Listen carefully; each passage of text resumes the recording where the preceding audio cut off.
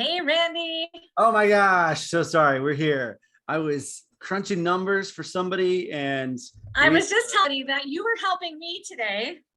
you booked me right before this call, Carrie. I love you, but that was like, oh, the dangerous I zone. didn't realize that. Okay, well, I'm so happy to be here. I absolutely love this topic today. You know, um, Haley asked me, she sent me an email and was like, hey, what's your topic going to be on? And I said, no description, no information. All I said was launch party. Like, what the heck does launch party mean? Okay, so without further ado, let's just dive right into it. I think you probably, I don't know, I wasn't on the call, but I'm assuming you sort of introduced me a little bit. Uh, Sure.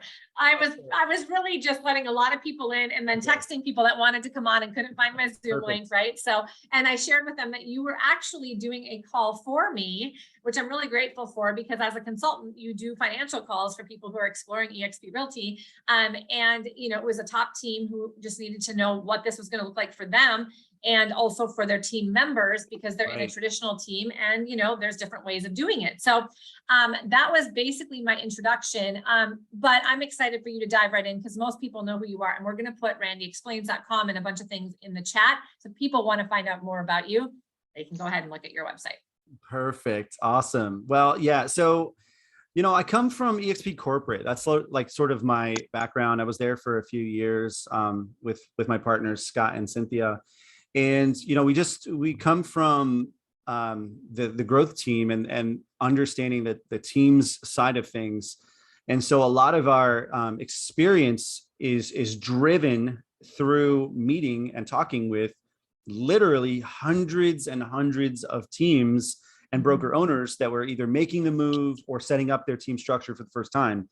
And so one of my roles in that department was sort of reviewing and signing team agreements for the country for eXp Realty. And so really getting full perspective on what's happening around the country and what's happening in teams. And this sort of journey of really studying, I'm a student, I'm a scholar of in this particular area of real estate teams. Mm-hmm. Real estate teams are near and dear to me. And, we do a lot of consulting and coaching and stuff like that with team leaders. We have a heart for team leaders. But so having said that, there's this idea behind the long-term goals of team leaders and the psychology behind running a team, what that looks like, how that feels. And there's a deeper mission, I think, that we need to sort of peel back the layers and expose and take a look at that. I think it can exist in a lot of different models, but is more conducive in a model like we have at EXP because we do have the foundation piece of the revenue share piece. Okay. And I know a lot of models like a KW will have profit share. You've got some other models out there that have some sort of residual or passive or leveraged income on agents that come to the brokerages, right? And so when we're looking at eXp Realty and we're looking at team structures and we're looking at traditional versus, if you do a quick Google search on teams, I'm sure you're going to find everybody has all these cool little nifty names for their team models and stuff like that. There's the mentor mentee model, there's the team leader model, there's the lead team model. There's 4 or 5 structures out there that exist like with a name and that people will publish anyways. And then I just think that there's such a if you've ever read the book Blue Ocean Strategy, there's so much blue water here. So really quick recap: red water, sharks, bad; blue water, open water, good. Okay, I just boiled the whole book down to that 2 sentences. So we want to be in the blue water because that reduces competition, that reduces friction, that it creates sort of a lane for our success and growth, and opens up this potential that may not have been there and reduces the competition in a certain area. So having said that, what we're going to talk about today is the launch party. It's not a common thing. You probably have never heard about it. I don't even know if I made it up or not. I believe I have, but it's been so long that I just feel like it's been part of my vocabulary for years now. What we're going to talk about is, when you have a team, what is your real goal for every agent? And today we're going to talk about how we want you to launch your agents. We want you to launch your agents and actually throw a party. What does that look like? Well, and Randy, while I just really quick caveat, this could be team, this could be brokerage. At the end of the day, whether you have a team or you own your own independent brokerage, philosophically, the reason you're doing it is the same. You've just chosen to do it under your own brokerage versus somebody else's franchise. But you still have the same challenges, and you still don't want to launch them and throw a party because they become your direct competitor in either sense. And that's where Randy's getting at. But I just wanted to throw that in there. You can interchange, I think, Randy, do you agree, the word team leader, broker owner, because in some regards, we're all doing the same thing. It's just how we're choosing to do it. Well, and depending on what brokerage model you're at, the team leader is the new broker owner in a model like we have here. It's sort of like a little mini business plugged into this business. Yes. And if an independent broker comes to eXp Realty, they can choose to be a team leader or not, right? It just depends if you want to let your agents become just solo agents. And so you're right in the sense that an independent brokerage could run something similar if they've got teams within the brokerage, right? And you have agents that are on a team and then they sort of become solo agents. But really, let's talk about long-term versus short-term goals. Okay. And really, I'm speaking directly to the team leader or broker owner. Yeah. Why do you run a team? What if anybody wants to chat in the box and make this interactional, by the way, I'll read them to you, Randy. Why are you a team leader? Why did you want to start a team in the first place? Yes. And if you have any ideas of short-term versus long-term goals, when I say short-term, I'm thinking anything less than 3 years. Long-term, 3, 5, 10. Okay. Long-term goals. And some of you have been in the game for a lot longer than that, maybe even 20, right? I'm going to guess one of the reasons, and I don't have to guess, I already know the reasons, but I'm going to assume that you're in the game because you want to have an impact on others. You want to influence, you want to share your thoughts. You want to train, coach, mentor, and sort of lift others up in some regard. Now, that's great. I also know there's other team leaders that really, they were just so busy selling real estate, they wanted leverage. And that's okay too, right? It's a different, it's coming from a different place. It's like, hey, I'm so busy, I need leverage. It's not really about necessarily building my team members. It's just, I just need help, right? And that's okay too. You can build leverage and build a team that way.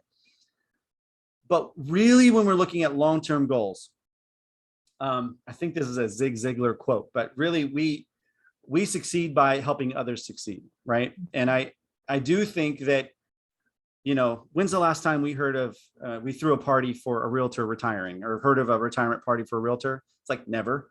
But there's an exit strategy that needs to be in play. Now, a lot of broker owners, a lot of team leaders, their exit strategy is real estate investment, which takes a lot of capital. It takes a lot of capital, and it takes a long-term goal of buying and either holding, flipping, turning into short-term rentals or whatever. And those are all great things. And you should be doing those things. Absolutely. And Randy, it takes a lot of time.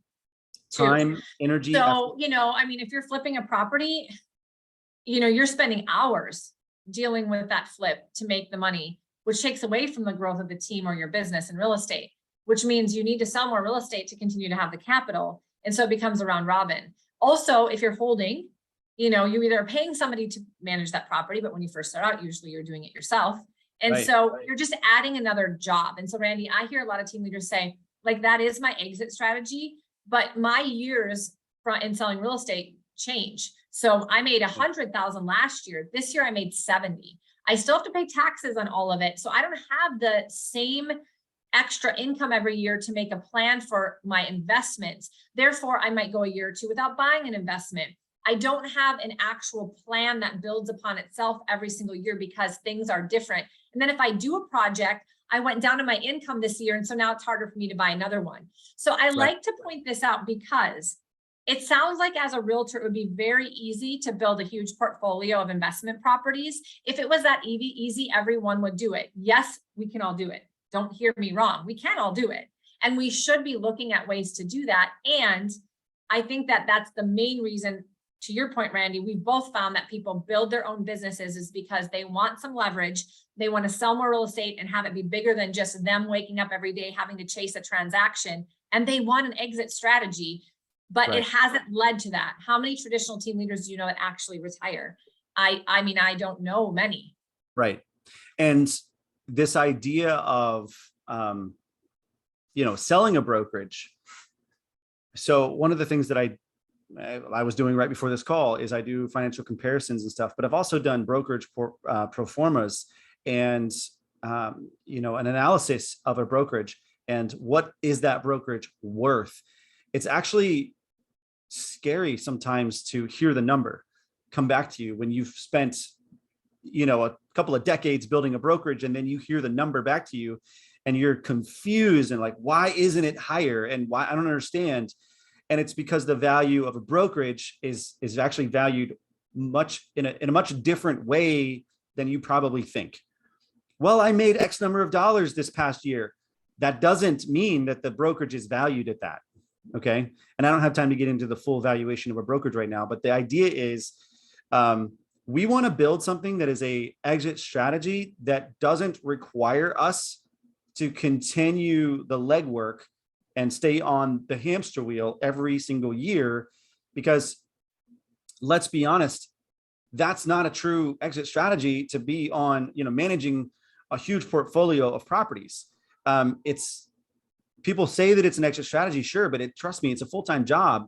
If you've ever had a fix or flip go really, really, really bad, tell me that doesn't suck not only your time, energy, effort, but also you can lose a lot of money. Now, you guys are all really smart, I'm sure. So you've never had a fix or flip go bad. You've never had a long-term rental go bad, right? Those deals never happen. That never happens. But what if we were to invest into the thing that we really loved and the reason that we got into being a team leader, which is impacting people, helping, mentoring, coaching, guiding, leading, and sort of focus on the thing that we really like and we really are good at, we've got a lot of skills for, and we could turn that into our long-term strategy. Instead of this whole other side hustle that takes all of our time, energy, effort away, we can just turn the thing that we're good at, we're already doing, into the long-term strategy. Okay. And so that is, in my opinion, why somebody would want to start a team in a model like an eXp Realty. And it goes, there's a lot more knowledge base that goes with that as far as understanding revenue share and the power of revenue share. But let's get back and let's talk about the team, because this is where we're really focusing today on, the psychology of your team and the structure that you build it on. Okay. So when I first jumped on, I sort of rattled off a few names of some team structures that you've probably heard of, and maybe you even have one of them. And I just want to challenge people to really, I guess, remove the preconceived notion of what you think a team should be and is, and start thinking in terms of a little bit, maybe it might seem even abstract at this moment. Okay. So let's say that you could shake up the word retention and blow it up. Just take the word and blow it up. The definition of the word retention means to pin up and hold in. No wonder why that word creates so much anxiety. Honestly, Randy, in team leaders and broker owners, it is not a fun word for leaders. It is a scary word. And we wake up every day worrying about the need to retain. Why is that a hard word to get excited about? Because we're locking people into something and it feels like we're trapping people and we're tricking people into staying with us forever. And we're constantly worried about how do we, keep them in. That is exhausting. Yeah. And if we had a solution for retention, would all of our problems be solved? I don't know. When I pour my heart and soul into somebody for 2, 3, 4, 5 years, and then only to see them leave, open a brokerage across the street and be my competitor, it knocks all the wind out of my sails, and it discourages me from wanting to do that again. And it discourages me from taking on even more people. And so if we could sort of just change the game on that, the word retention, because the opposite of the word retention is actually liberation. If we could set on a path to liberate agents from day one. Okay, let's take a scenario. This is key, from day one. From That's day key, one. Randy. Let's say that I'm interviewing Scott. Scott, you're my my guinea pig right now. I'm interviewing Scott, and I sit down on the first meeting with Scott and I say, Scott, why are you doing real estate? Why are you here? You know, we're doing the whole introductory interview questions that you as a team leader will do. And if you're not seeking to the heart of why somebody's doing that, then you're maybe missing that one question. Why are you doing this? Why are you in real estate? What's your big why? Great. Take that information. Scott, I would love to develop a growth plan with you. Not for you, not from you, but with you. I want to develop a growth plan. Let me just implant an idea and maybe just cast a vision for you. Scott, I see that you have A, B, C, D, E, F, G skills and qualities and gifts and talents, and your past life as a blank might lead you to having a growth plan in this area. Okay. Now, is it going to be identical for everybody? Absolutely not. But most realtors, when they start on the path of real estate, they are thinking traditional model because that's all that you can find on Google. That's all that you hear from your previous broker is, here's what you do. You learn how to do real estate. You know, you become a successful solo agent, you build a team, or maybe you start your own independent brokerage. All right. That's it. That's your growth path. Well, or you stay on it, or you be on a team, and then that's what you do. And that's what you do, right? Or Scott, what I want to do is I'm going to build a growth plan for you. Here's what I would desire for you. I would like to bring you onto my team, or, you know, bring you into the fold. And I actually don't call people team members. I got away from that, and I call them team partners. Psychology shift there. So I'm going to bring you onto my team. You're going to be a partner of the team. And for the first, let's say this is a really individualized plan for him. For the first 3 years, I want to teach you, literally download my brain into your brain and give you every piece of knowledge that I've ever learned about real estate. I want to teach you investing. I want to teach you buyers. I want to teach you sellers. I want to teach you, you know, how to build a small commercial portfolio, whatever it is that you desire. I want to build everything into your life and everything into your career that I can. Why? Because I want to launch you from my team. I want to launch you from my team as a replica of me, or better than me, right? That's really the goal, is to make everybody around you better than yourself. And the idea is, when I do that, I'm going to throw a launch party and everything. And that's why this title, Launch Party, because the idea of a launch party is so foreign and so weird. Why would I celebrate somebody launching from my team? Because I know their success is my success in a model like this. Okay. Because when I download everything into this agent, Scott or whoever, what's going to happen is, as soon as they become an individual agent and they start selling and they start really owning their craft and developing their career, we're going to start in the background. We're going to start some leadership training, right? Monthly mastermind once a month. And we're talking about leadership skills. And now we're shifting into this idea of servant leadership. Servant leadership is an idea that has long been lost in most, I don't want to say all team leaders, because that's not fair, but a lot of team leaders, the idea of servant leadership is lost. If you serve your agents' needs, and that goes back to getting out of production, by the way, and becoming a full-time leader instead of a part-time leader, different conversation. But if you serve your team members' needs, and to the point where they launch from your team and you celebrate it and you throw that party, and we'll talk about some details of the party in just a little bit. What we can do now is set this person on a path towards leadership, and we can do some leadership masterminds, and we can develop them as a leader to then start their own team, to then duplicate that process. So here's the real question. Do you want to be a leader of members or a leader of leaders? And only you can answer that question. If you want to duplicate yourself and cause everyone around you to turn to gold, right? Everything you touch turns to gold because you're pouring everything into these people. You will be so attractive that people will jump onto you. They're looking for a spot on your boat. They're jumping onto your boat because they've never heard of a launch party before. They've never heard of a team leader throwing a party for somebody leaving their team. Okay. That's going to cause them to go, what the heck is happening over there? I need to go talk to Lisa. I'm just picking on you, Lisa, right? Lisa threw a launch party for her agent, and they even had signs at the party all like done up, and the agent's logo and colors and everything was presented, and all their friends and family were there, and they had a big banner, and they had new business cards, and they threw all this, food at it. And it was a legitimate party to launch this agent as a successful solo agent. And it came from and with the blessing of the team leader. What this is going to cause is excitement and a buzz around you in your community and in this community of realtors that, by the way, they do talk. And those agents are going to go, wow, that is insane. Like, what is she doing over there? Like, why would she do that?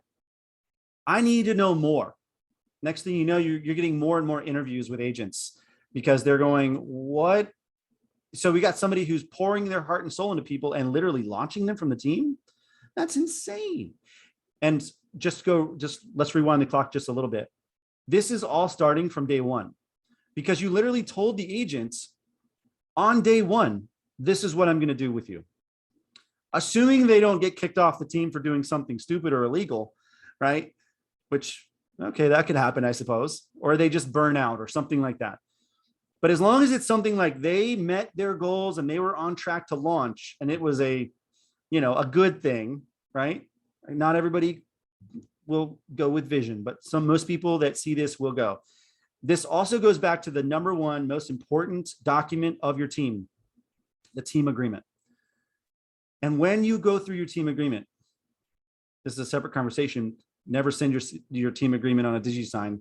Always sit down and verbally go through every line with somebody.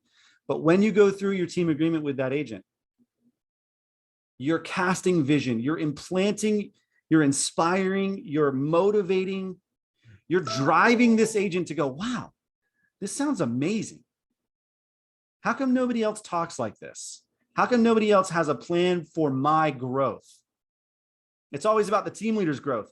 I don't know if you guys have ever heard that old joke, like, the employee asked the boss, he's like, that's a really sweet Lamborghini you have there. And the boss is like, yeah, if you work really, really hard for the next 10 years, I can buy another Lamborghini. Right? It's not about the employee, right? Don't be that person, right? So be the team leader that's like, you know what? If you work really hard, not only are you going to have what I have, but I'm going to make sure that you're better than I am. And it's because the success breeds success. Because I guarantee you, if you're doing that, you're both leveling up. You're both leveling up, right? And your idea of leadership has now changed, because now leadership doesn't mean, get out in front of the crowd and do the most sales. I would actually rewind that and say, it's not about you selling more real estate as a leader. In fact, the more real estate you're selling, and I'm sure you already know this, the busier you are and the less time you have for leadership. Right? And so you're basically a part-time leader and a full-time realtor if you're the one who sells more real estate than anybody else on your team.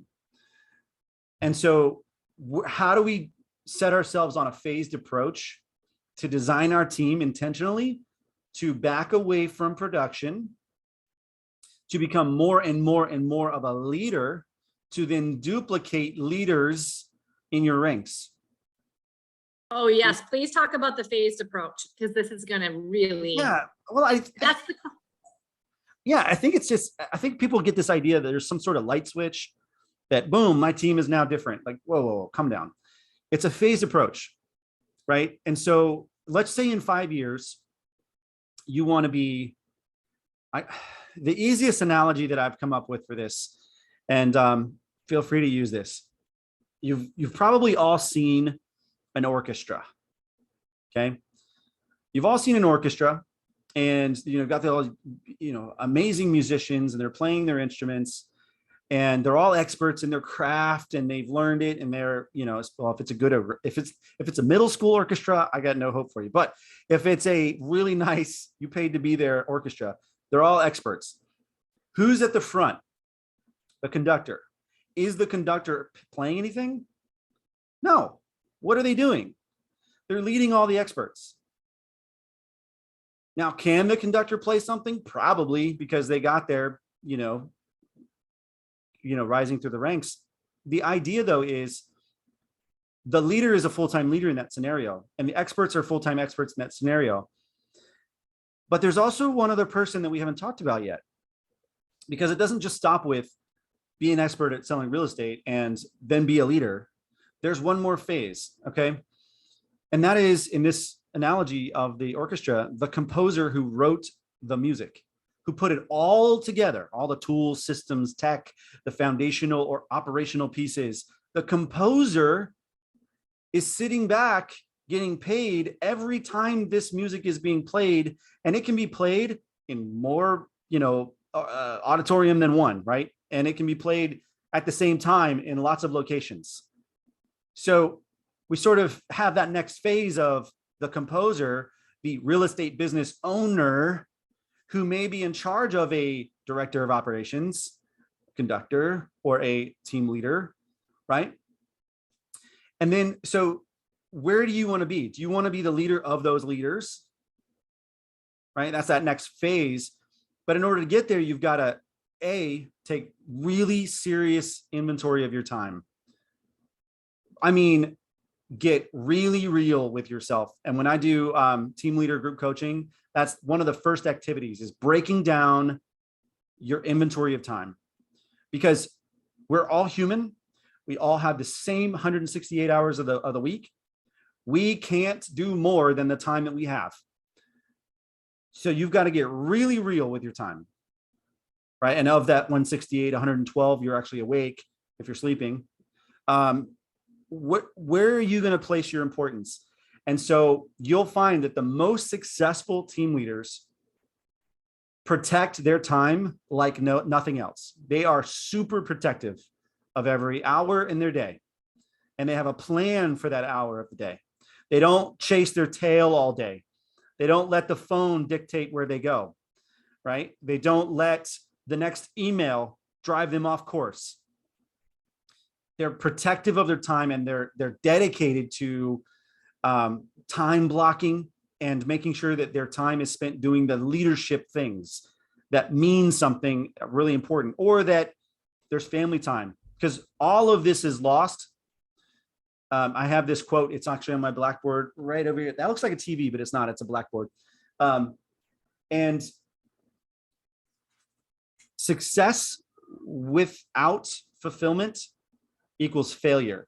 So you can build this huge thing and it can be amazing. And if you're not fulfilled and you lost your marriage because of it, or your kids are estranged and you can't even talk to them and they don't even know that, their parent, that's not a win. So be protective of your time and take inventory. And then what you'll find is you're going to start backing off of buyers, if you haven't already. And hopefully you have if you're running a successful team. But you're going to back off of all buyers because they are the biggest time commitment out there, right?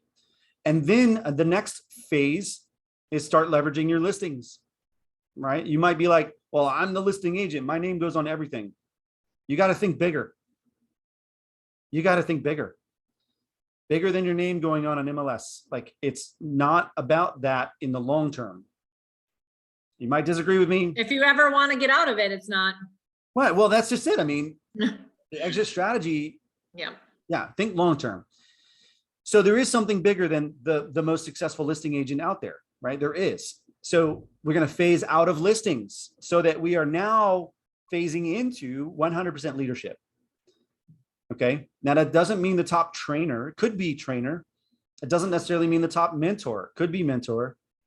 But what that means is you're casting vision. You're the captain of the ship.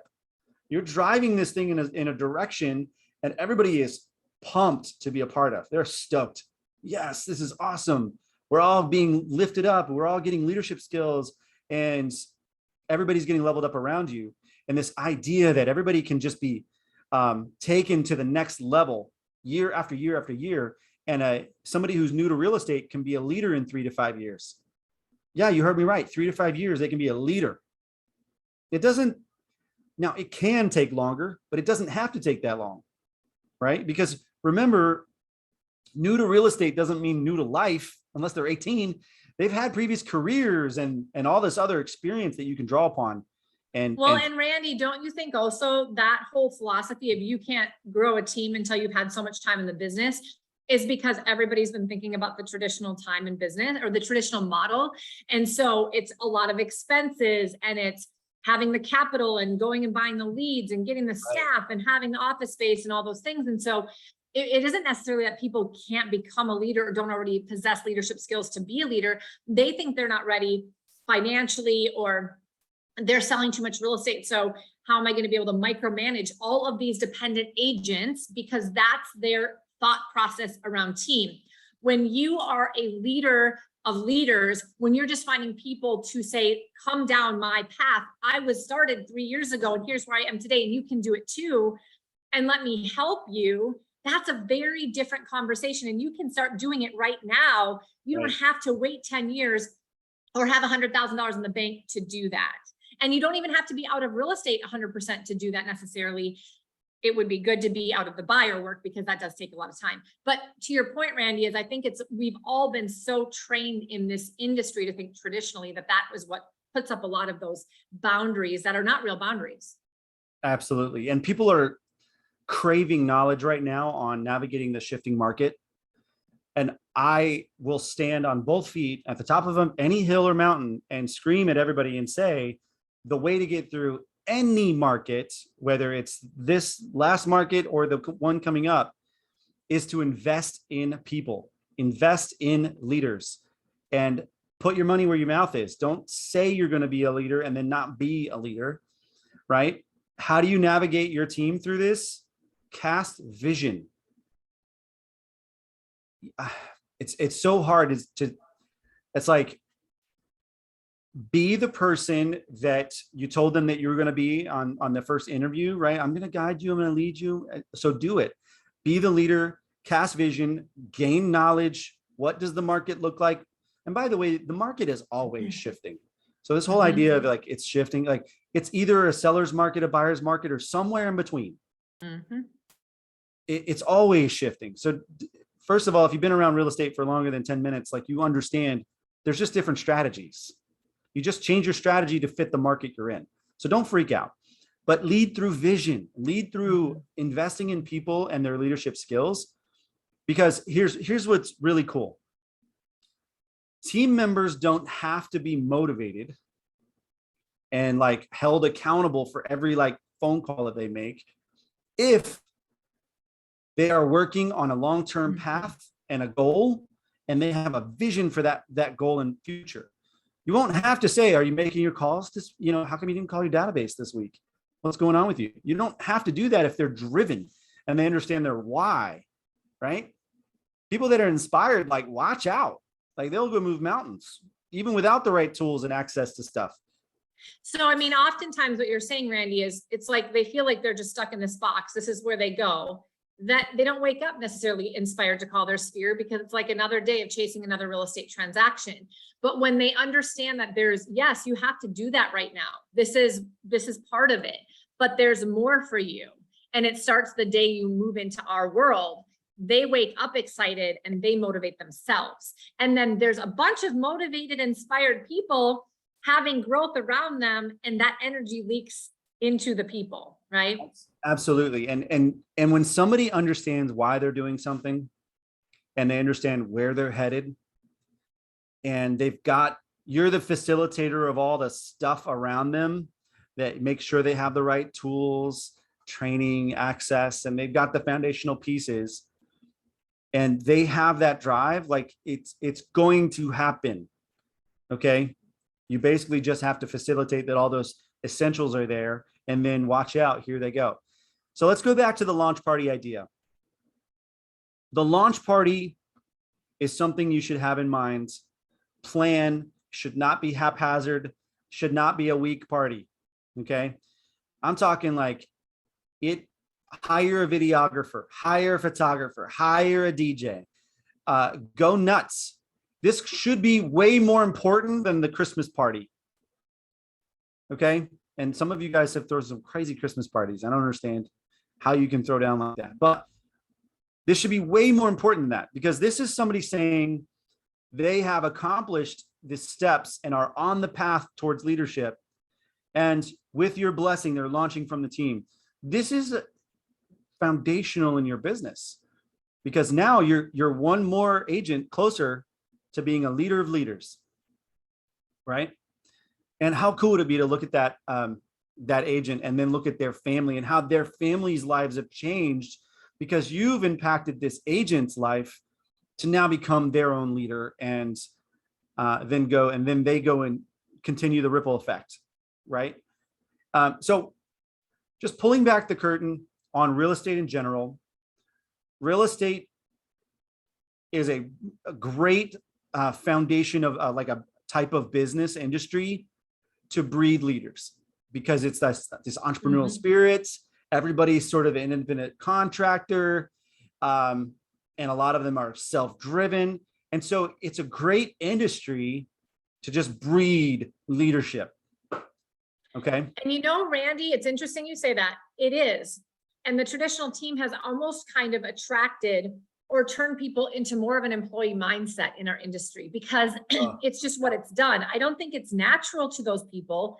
I think it's just what's comfortable to them now, because they haven't been showed and empowered that they can take that entrepreneurial spirit and run with it. So I just want people to hear that, because I know I have people on this call right now, Randy, that think, well, I kind of have employee-like minded team members. That's probably true to some degree. And maybe it's just what they think they need to be. And so it starts with casting a new vision and giving them that power back to go, no, you can do more than this. And so that's a really good point. And so think about the implications of that when it all really goes back to like how you structured your team and your team agreement. Are you structuring your team agreement around the W-2 mindset? Are you structuring your team agreement around the entrepreneur and the leader, the one-day leader, right? Do they have a clear growth plan in your team agreement? And some of you guys might say, well, the team agreement's only good for 1 year. That's true. That's true. But is it incentivizing the correct behavior? And if you've got kids, you understand positive discipline or something like that, where like you reward the correct behavior over and over again. And all of a sudden this little person starts to do the things that you wanted them to do all the time, because they feel like they're getting this reward. And eventually it's not a monetary or anything like that reward, it's intrinsic. But the idea is you reward the good behavior with what you want to see and that's in the team agreement. So if you want to reward somebody going fishing on their own, in the sense of going to find their own leads, that percentage should look different from the team percentage. It's ridiculous almost to say they're all 50-50, I don't care. Well, you're de-incentivizing them going fishing, which hurts them and their business, which hurts the entire growth plan. So incentivize them finding their own leads. And you might say, well, I want them to take my leads. Cool, great, and they should, until they don't need them anymore. And then what? Right? Again, we're trying to build leaders.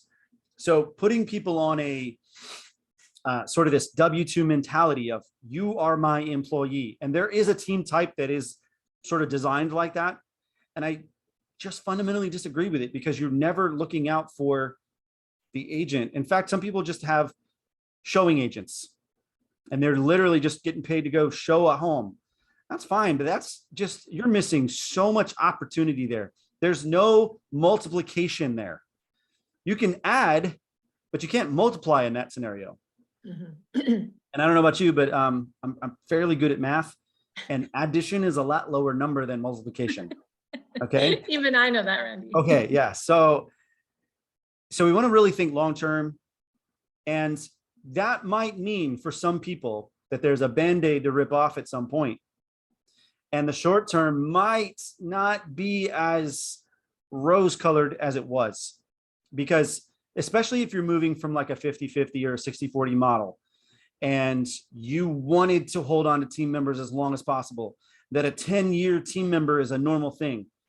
This is going to be hard to adjust to if you are thinking about this new model, because you may actually lose money in your first year, but you're going to gain relational leverage and leadership qualities in years to come.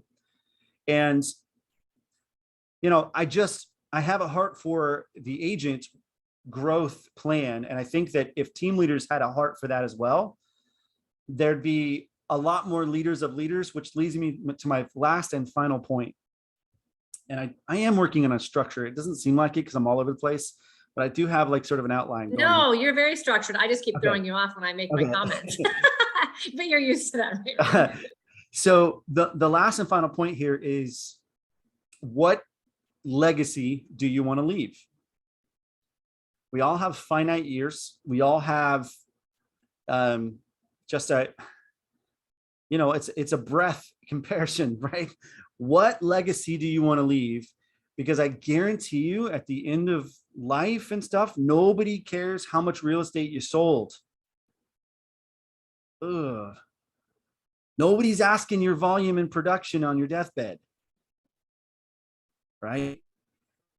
What matters is the relationships you built, the people that you poured into, and the duplication that happens from there, right? And so all the people that you affected while you were leading and while you were growing, all of those people who they can literally point to one pivotal moment in their career and say, it was the first time I met with you on our interview, and you told me I had a plan, and I have a vision, and I have that up is the only way. And a lot of those agents who become team leaders one day will look back to that moment and say, that was the moment. That was my pivotal moment that changed my career. Not only my career, but here's what's cool. And I can point back to one of these moments for myself too. That moment doesn't just change the agent. And I mentioned this earlier, it changes their kids. It changes their grandkids. You're changing literal lives and generations to come if you can put a vision in somebody's mind and follow through with it. And when you're really wanting to build a legacy, you need to decide, what am I doing? What am I building? How do I want to be known? A leader of leaders, a builder of people, whatever that is. And so if you're acting on today's commission split without a future idea of where you want to head, you need to take some time and rethink the structure of what you're doing and the structure of your team, and the people around you may need to change. I don't know. I don't know how drastic it needs to go for you, but I will implore you that your legacy will not be the amount of, listen, we should all sell real estate. It's great, but your legacy won't be that. Okay. Woo. It's like real estate sales. And I say this actually personally all the time, Randy, real estate sales is like the conduit to allow me to do what I do today. It was like the platform and the career and the industry that gave me the opportunity to be where I am today.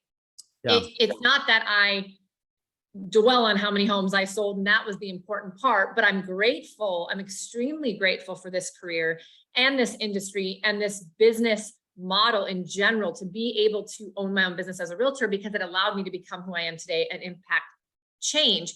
So all of us who have that innately in us, yes, selling real estate is important to this, but you don't have to sell all the real estate. One thing that you said, Randy, that I wanted to just really quick elaborate on. Traditional teams have a limit, and oftentimes even a limit in the amount of agents that they have on their team, and even the largest teams, because there's always people leaving. And there's a saying in traditional real estate, always be recruiting, always be recruiting. Well, you always have to be recruiting because you're banking on the fact that people are going to be leaving. And that's not a good thing. There are no launch parties. That's a bad thing. So you're replacing that income, so to speak, replacing those transactions, because you have so many expenses you need to replace. And this is that vicious hamster wheel that a traditional team leader goes on. I believe that if the mindset were different, the group of people you get to impact is so much more vast. Yeah. You don't put limits on how many people join the team or stay in your group or that you can pour into. You put limits on it when it's a traditional team because you feel so responsible and you're micromanaging and you have this codependent, relationship, and you only have so much time in your life to dedicate to so many people. So you're like, no, we can't have more agents on the team. We can't have more agents in our world. Like, there's no time for that. I don't have enough leads for those people.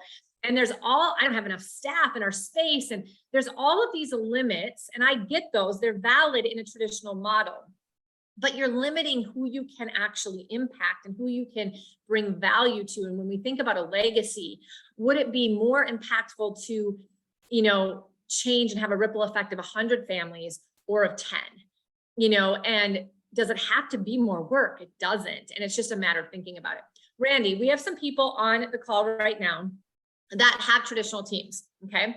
So I want you to talk a little bit about the hybrid, because in my mind, as I'm talking to people, I think sometimes the hybrid of self-organized and traditional, and you do this, Randy, yourself, and you do it well, can be a really good middle ground for maybe those people who maybe ripping off the Band-Aid isn't in the cards today.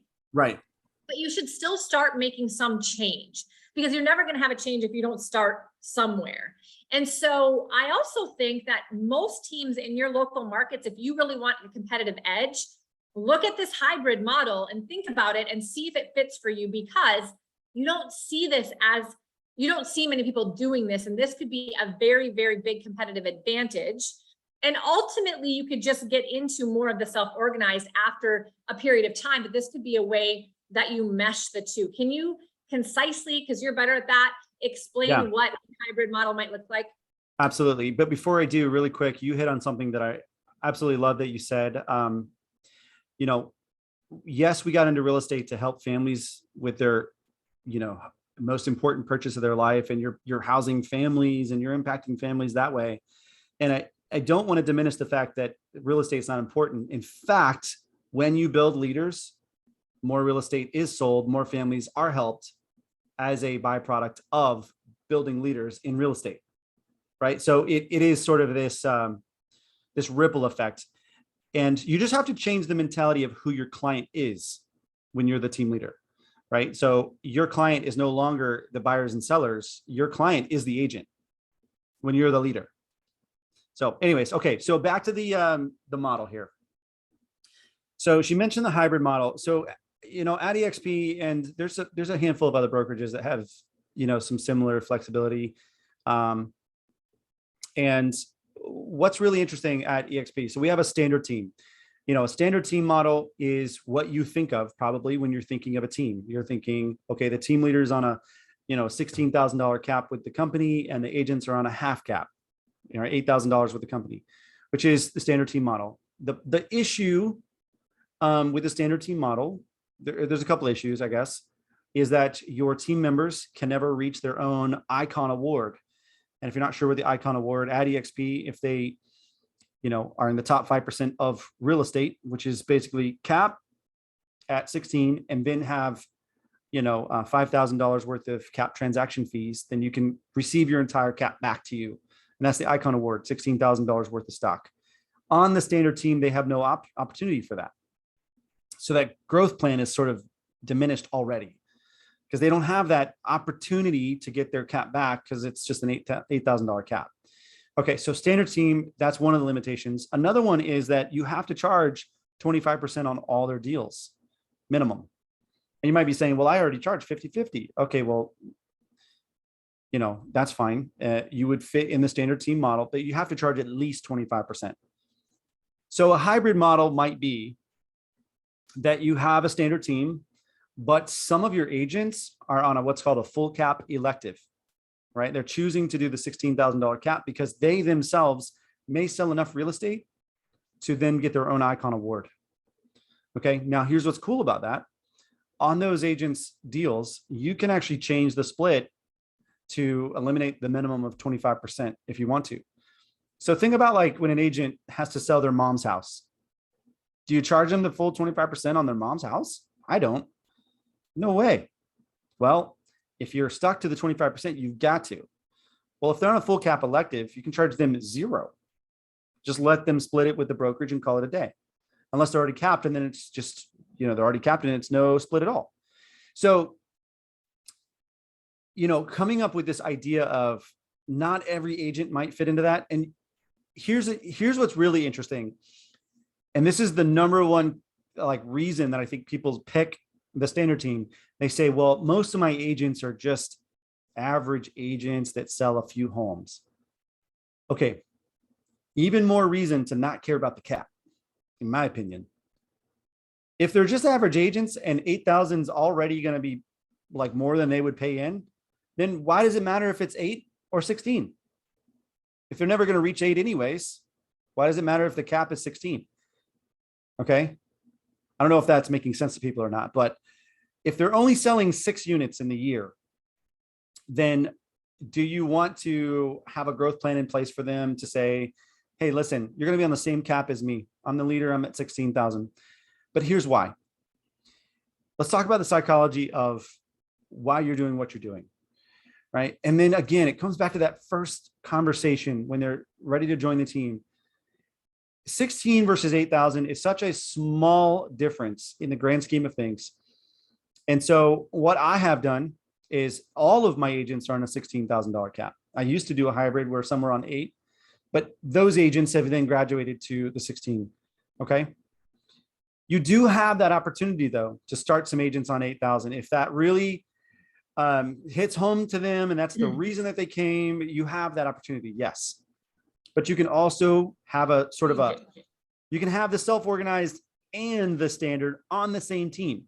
Yeah, so that's what I was thinking. So you have your people who came to the team, they have the reduced cap. You don't want to change everybody's situation. They like it. They think they like it, right? And you have to change their psychology sometimes as much as you have to change yours as the leader, because you started with a thought process and now you're changing it on them. So Randy, if they were newer agents, if you're going to be spending a lot more time with them, you might do a higher split on the certain first X amount of transactions because they need more mentorship, leadership, guidance, resources from the team, expenses, etc. And therefore, maybe that reduced cap helps them. But this is just a bridge to get them to what you want them to be, which is flying on their own, whether they become a leader of leaders or even just a great entrepreneur on their own without having to split transactions for the rest of their life with you.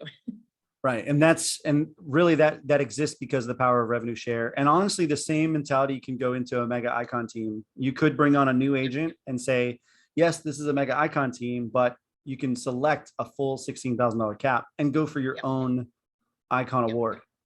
Okay. So there's about 20 different conversations wrapped up in all of this theory and idea that individually can be had with each person, each team leader. And you're going to have to treat it. And this is another analogy I always use, but treat it like your messy garage, right? Pull it all out, take inventory of what you have, what you're doing, why you're doing it, and then figure out what needs to go back in and what order it needs to go in and what needs to be added and taken away, and get it all back into the garage organized, or basement if you're up north. We don't have basements in Florida. Sorry. None of those exist here. Right. So, but the idea is, take a hard look at what you're doing and where it's heading, and at what point will multiplication overtake addition? Because if you're running a traditional team, you are basically operating on addition model, because every agent that you add, you're adding one agent, but you might be losing another agent, right? And it's just addition, subtraction. But if you're building team leaders, those leaders are going to go and do the natural next step, which is go build their own team, which means agent attraction, recruiting, whatever. And so now you're not adding by addition, you're adding by multiplication. It's just a total game changer. I know we're out of time, but this is a Randy, the last thing really quick, you guys, before we leave. Those of you that have leads, because you made a good point, I want them to take my leads because I'm buying them and I have them, and right. So maybe you can't just cut those all off and you don't want to. When you do the self-organized, or you bring newer agents on and they get to take advantage of maybe some more resources, a higher split, maybe a lower cap, just because this is them getting ready to launch. This is the kind of the like training camp, and then they're going to launch. You have to understand that you can still offer those leads to everybody. Yep. They're just going to be at a different split to help you pay for the leads that you're purchasing, so they don't have to purchase them. And trust me, even producing agents will grab some of those leads and sell an extra house and be okay with a 50% split on those leads that they didn't have to purchase. It's just like getting a referral from somebody, right? Same thing with shared resources. People would probably pay a transaction coordinator per transaction if they weren't splitting every single sale with you. Right. And that helps you subsidize maybe the staff members, salary that you have. Yep. So there's ways to transition what you have traditionally as you grow, but remember, you have to grow. My opinion is if you have a mega team of 20 agents, let's grow it to a self-organized / mega team of 40. And the reason why is because more people doing more transactions is still going to give you a much better income through both revenue share and your splits and them taking leads. And it's going to be a faster multiplication. And it allows you to rip that Band-Aid a little bit or change your model so you're not losing money for as long. And by the way, wouldn't you like to impact the lives of 40 people versus 20 if you could, especially if it was less dependent and more entrepreneurial and more leadership, self-driven and self-motivated people? Of course you would. It would be more fun and it would be less work, even though it's more people. And I've seen people make that transition and they actually enjoy leading more people better than they did this small group because it was how they were doing it. It wasn't what they were doing, it was how they were doing it. Yeah, and developing some tools and systems in place to help you leverage your time and have duplicatable systems ready to go to help those agents become, self-sufficient rock stars and then eventually team leaders. Do we have any questions before we head off? I know we're sort of out of time, but I wanted to make sure that I'm going to chat Randy's website in here so you guys can go there. Also, if you guys want to do a call with Randy, he explains in his randyexplains.com how you can do that. I didn't mean to say that, but he does articulate it in that website. What's really cool, and I hate to throw you under the bus here, Carrie, because nothing but love, but Carrie and I have done 44 Did you calls. Count the one from today? So we've done a lot of calls with agents together. And so, when you can level up with other people that are sort of rowing their boat the same direction. And, I think it's no matter, like even Michael Jordan had a coach until his last day, right? So no matter where you are in your career, you can always seek some different perspective and advice. And so if you want an entirely different perspective and piece of advice, you can definitely hit me up because I guarantee it's not going to be what you normally hear because I'm just not from the traditional model. It's just not where my, my heart is. So cool. All right. It was absolutely a pleasure being here. Thank you, Carrie and Haley. You guys are awesome for having us and the Randy Explains team. And we look forward to many more calls and, one-on-ones or group or whatever. Awesome. Thank you guys. Sorry, Haley. Go to randyexplains.com if you want, schedule a call if you want to. You can reach out to me as well. If you just want to talk about how do I change, how do I transition, what do I do? Randy and I are here for you. Thanks, you guys. And Haley, thank you, Randy. Bye, guys.